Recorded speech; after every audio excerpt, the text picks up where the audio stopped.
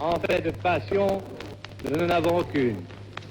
La France. Voilà comment parlait le général de Gaulle et comment nous parlons aujourd'hui. Vive la République Et vive la France. Bonjour, auditrices, auditeurs, lectrices, lecteurs, contributrices, contributeurs, à vous toutes et tous qui nous faites l'honneur d'être toujours et encore présents, une belle et heureuse année. 2013 ne pouvait en fait mieux démarrer qu'avec un magnifique débat Jérôme Cahuzac versus Jean-Luc Mélenchon. Enfin débat, employons plutôt le terme de joute verbale. Oui, parce qu'en termes de débat, franchement, même si leurs avis pouvaient diverger, tout cela n'est resté finalement qu'un concours de taxes à qui en trouvera le plus, à qui les camouflera le mieux. Personnellement, quand j'ai un gâteau pour 6 et que nous sommes 12 à table, j'ai plutôt tendance à chercher par quel moyen en produire un second qu'entrer dans des calculs géométriques interminables pour découper le premier en 12. Mais entre 75% retoqués et traités européens non renégociés, on ne peut pas vraiment en vouloir à celui qui a des ambitions de Premier ministre de la République de se sentir, surtout et avant tout, premier cocu de la République. Je ne cacherai pas cependant que voir ce ministre délégué expliquer les yeux dans les yeux à un Jean-Luc Mélenchon qu'il s'agite comme un clown fut de toute jouissance.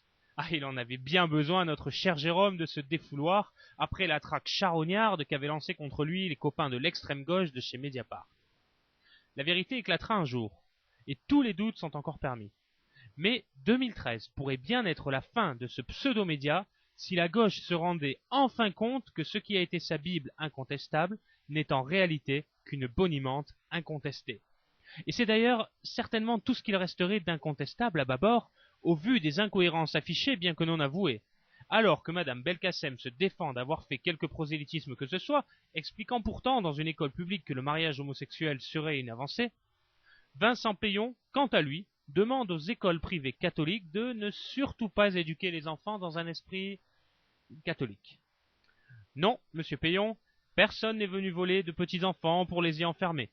Non, monsieur Peillon, l'enseignement privé catholique n'est pas une secte qui se cache, et en voilà encore la preuve. En revanche, oui, monsieur Peillon, c'est cela que l'on appelle l'enseignement libre. Oui, monsieur Peillon, les parents ont choisi délibérément d'y placer leur progéniture, et oui, monsieur Peillon, bien que ces établissements soient subventionnés, ces mêmes parents payent chaque mois pour que leurs bambins aient l'éducation qu'ils ont choisie. Alors, monsieur Peillon, la volonté véritable est-elle, encore une fois, de déresponsabiliser les parents? Ne plus leur laisser le choix du type d'éducation de leurs enfants?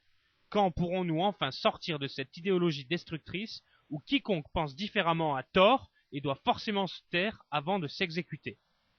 La bien-pensance de gauche a visiblement encore de beaux jours devant elle. Le peuple de France est venu puisque le peuple de France est là.